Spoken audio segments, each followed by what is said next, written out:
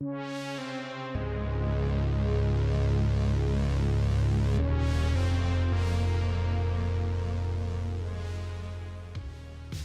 there everyone, today I'm unboxing an unlicensed Sekiro tattoo.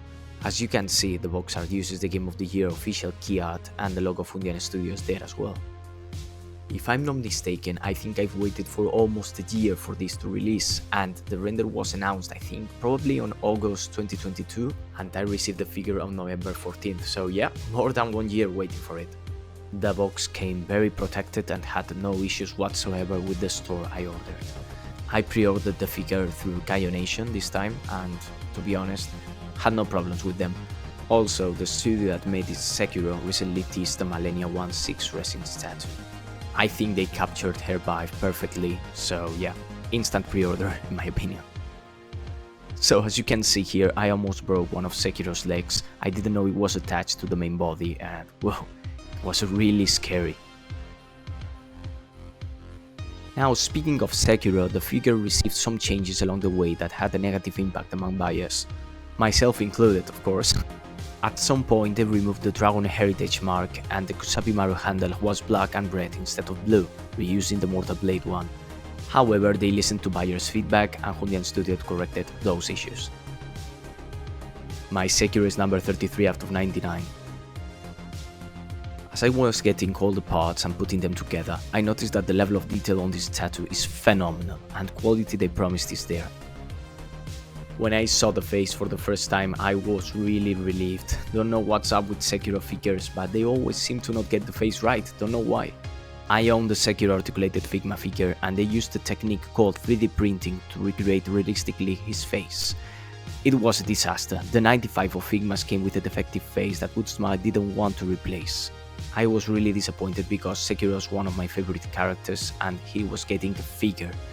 And well, I ended up liking the product, but it could have been the best Figma ever if not for the technique used. I am so glad that the blue flames came with no cracks at all, and well, they look really good. Now I'm going to shut it for a bit and let you enjoy the assembly process of this tattoo. We will meet again in the review section. Enjoy!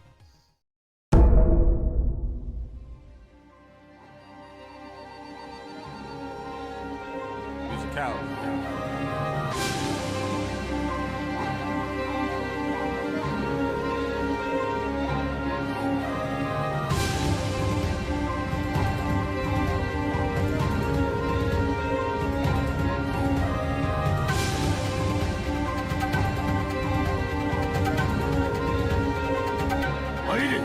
Sekiro.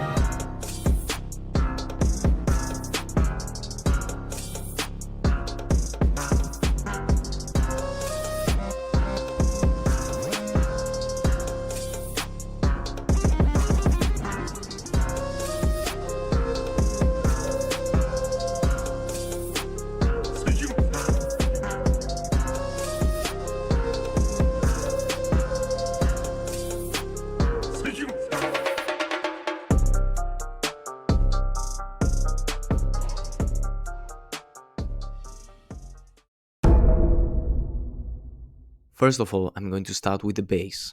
The sculpture idols are masterfully recreated, and the snow powder effect and the ice shards are a beautiful addition that beautifies this tattoo a lot. I think the big face in the middle is based on the dilapidated temple 3-headed lamp. That place is where you meet Emma and the sculpture for the first time. Also, we can observe that there are some Japanese red maple leaves scattered throughout the base. The leaves are present in the game in places such as the Red Bridge or in the very same game cover. It gives a Japanese vibe and I love their inclusion. Sekiro's clothing is beautifully recreated and is accurate to the character model. I am really surprised how faithful this tattoo is, with some small details that other studios wouldn't have noticed. It is almost as if they had the supervision from the creators of the game. The face expression is great, very similar to the first render. I think it looks like the in-game Sekiro face we see in cutscenes. The beard is there as well, but very subtle. The scar on his left eye is present as well, and the Dragon Heritage mark has been added, as I said before. I noticed that one hair is painted as his skin tone, but if you don't zoom in, it's not really noticeable. I feel like they chose the perfect expression for Sekiro. We can feel that he's prepared to face his enemies and has determination to do so. very happy with the result. As for the mortal blade, the handle is perfectly recreated. The rest of the sheath is beautiful and they nail the texture. However, I feel like they should have used an orange or light brown color instead of a red one. The shinobi prosthetic arm is a work of art. The strings, the bone texture, the mail, I love every part of it. I was waiting for Gecko's replica, but having this is more than enough. Perfection. Now for the main weapon, the Kusabimaru. The handle now is blue. Glad they changed it, it was a major problem. I feel like the blue that they used is very vivid and in game it's not that noticeable. Surprisingly, they even put the family crest on the Kusabimaru. That's what I call great attention to detail. In conclusion, this Sekiro statue by Hundian Studio has left me thoroughly impressed. The attention to detail from the masterfully recreated sculpture idols to the subtle yet faithful features on Sekiro himself reflects a level of craftsmanship that goes above and beyond expectations. The inclusion of the snow powder effect, ice shards, and Japanese red maple leaves on the base not only adds beauty but also captures the essence of the game's environment. Sekiro's clothing, facial features, and expression are all impeccably recreated, demonstrating a level of faithfulness to the character model that is commendable. The Mortal Blade handle, Shinobi prosthetic arm, and Kusabimaru showcase a dedication to artistry with intricate detail that make each component a work of art in its own right. While some minor color preferences, like the choice of a red tone for the sheath, might be subjective, the overall quality and precision in design make this statue a standout piece for any Sekiro fan.